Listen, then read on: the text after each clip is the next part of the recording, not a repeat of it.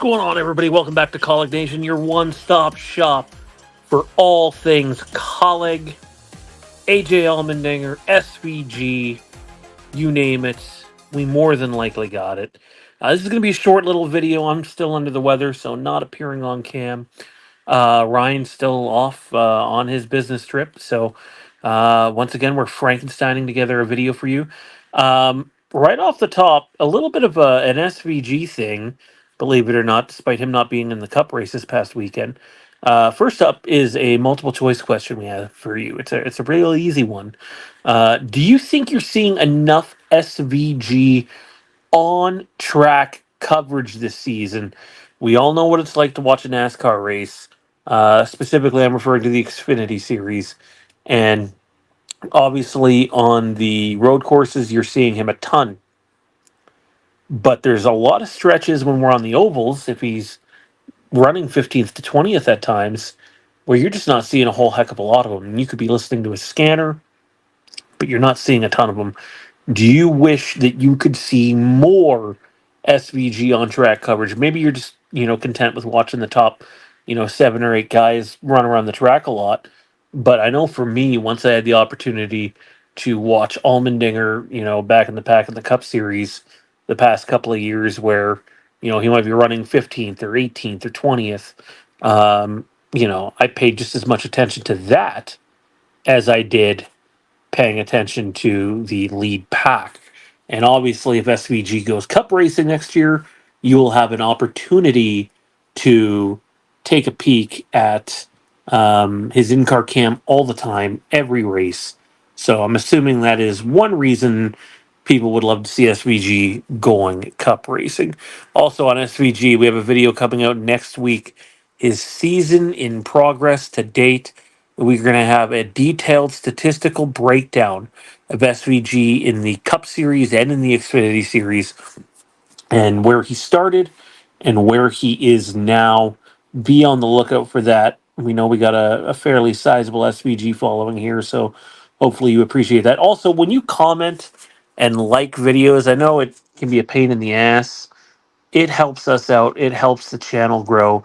It allows us to do more for you guys.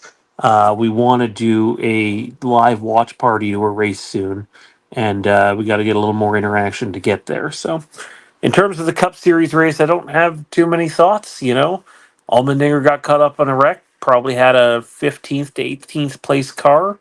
Wasn't much he could do. It was a pretty hard hit.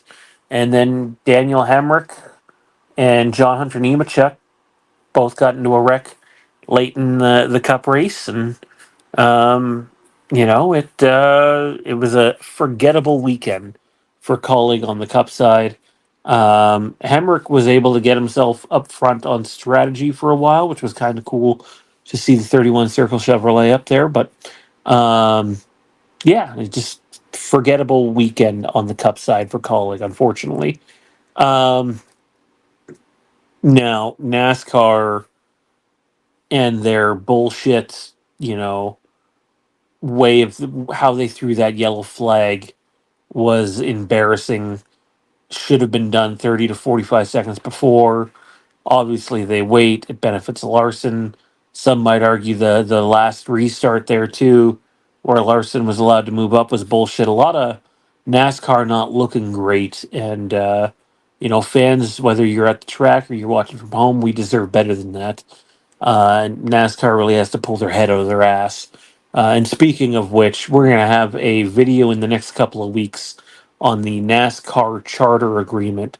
Chances are that won't be our usual, 10 to 15 minute video. That might be closer to an hour as we dive into just how vital that agreement is and where things stand and where they look to go.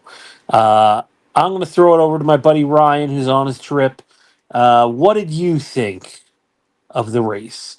Again, don't forget to like, comment, and subscribe. Hey, Kaulig Nation, Dinger Nation, SVG Nation, this is Ryan. Just wanted to check in with y'all. I won't be able to record this week with Sean, but I wanted to give you a few quick thoughts on the Indy Cup race that just finished up a short while ago. Turned into a bit of a crash fest and fuel mileage race, which I guess I'm not surprised by. Sean was right on the money with some big accidents, and unfortunately, one of those big accidents scooped up AJ pretty early in the event. Last big accident took Hemrick out of the race. So it was a very expensive weekend for the Kaulig Cup cars. Pretty poor finishes for both drivers as well, unfortunately. Today was a tough day. I knew this going in the track, especially with this next gen car, there'd be very little passing, kind of just track position race. And it kind of showed nobody could really go anywhere. AJ was not very good at the beginning of the race. Fell from 15th to 20th. Short pitted really early in stage one. But I think it was the right call. They made some good adjustments, got him back out there, and things cycled back to a P20 finish.